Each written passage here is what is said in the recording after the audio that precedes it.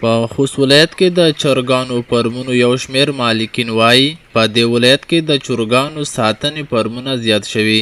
د دوی په خبره چې د دې ولایت د چرګانو فرمونو څخه هره ورځ په زیاته اندازه غوښه تولیدوي چې تر ډېره بریده یې په اړونده برخو کې د خلکو ضرورتونو ته رسېدنه شوې. دوی دغه راز د اړوندو چارواکو غوښتنه لري چې د بازار موندنې، درملو او اړینو موادو په برخه کې ورسره مرستې لا زیاتې کړي څو تولید یې تر دې هم زیات شي. حضرات موږ سره ډېر هغه کړي دي، قربانۍ کړي دي که نه چې موږ ته مخته پاکستان نه موږ ته دلته ملونه راتلل، غټ چرګ به راتلو، په هغه باندې ګمرک ډېر کړو. اوس هغه پاکستان نه بند شوی دی، وړه چوزه راځي او غټ ملونه نشي راتللی ځکه څوک راوړی نشي، جګ تمامېږي، قیمت تمامېږي.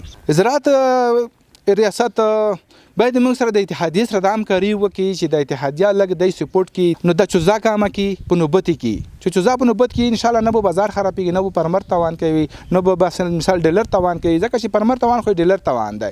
زه 100% خوشحاله یم چې امن د وطن کې دومره کاروبار روان دی که نه، نه جګړه شته، نه بله داسې خبره شته چې موږ ته د ګواښ هغې لامل وګرځي که نه. موږ خوشحاله یو په ارامۍ سره ژوند تېروو. په عموما کې کوم سړی چې د بهر نه راځي که نه، د بازار نه، د کلي نه، دا په فارم باندې ممنوع دی که نه. دلته باید رانه شي. هر څوک چې فارم کاروبار کوي، کار کوي، هغه باید یو ځانګړی لباس ولري که نه، عطر، سپرګانې، دې شي نه باید ځان لرې وساتي. فارم څخه باید چټاله نه وي، صفایي ولري. په فارم کې یو شاګرد یو استاد وي، هغه خپل کلي او خپل د فارم دپاره خپل کلي وي، او دا نه وي چې مثال هغه فارم کلیو کې دکان ته ځي، بازار ته ځي، یې لیدلې لرې اطراف ته ځي د فارم نه. بل لور ته د خوست د کرنې او مالدارۍ ریاست مسؤلین وایي دا مهال په یاد ولایت کې شاوخوا 1100 د غوښې چرګانو فرمونه فعالیت کوي. دوی زیاتوي چې له فارم لرونکو سره به د پخوا په څېر خپلو همکاریو ته دوام ورکوي څو خوست ولایت د چرګانو د غوښې په تولید کې ځان بسیا کړي. موږ الحمدلله په خوست کې د 1100 په شاوخوا کې د غوښینو چرګانو فرمونه لرو.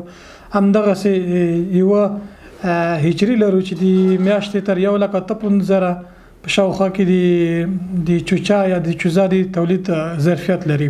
هر یو فارم د 1000 چرګو نه نیولې تر 3,000 تر 5,000 پورې ظرفیت لري.